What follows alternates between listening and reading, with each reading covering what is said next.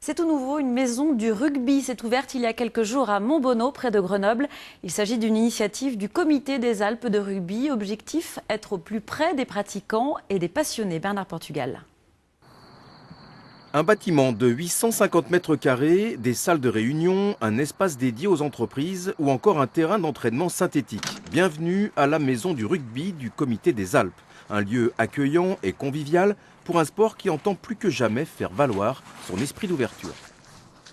On a voulu, dans le cadre des valeurs du rugby, que cette maison soit un véritable agora où les gens se rencontrent, pas uniquement les gens de la famille du rugby, mais également le grand public, les entreprises, parce que si on veut démontrer que le rugby, comme je le pense, est un vrai sport citoyen, il faut avoir des actions qui le démontrent.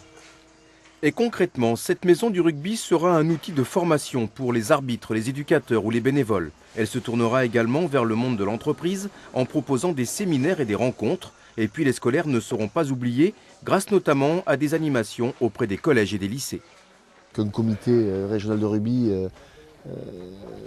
décide de s'octroyer un outil de travail comme il l'a fait aujourd'hui, c'est tout simplement investir dans l'avenir.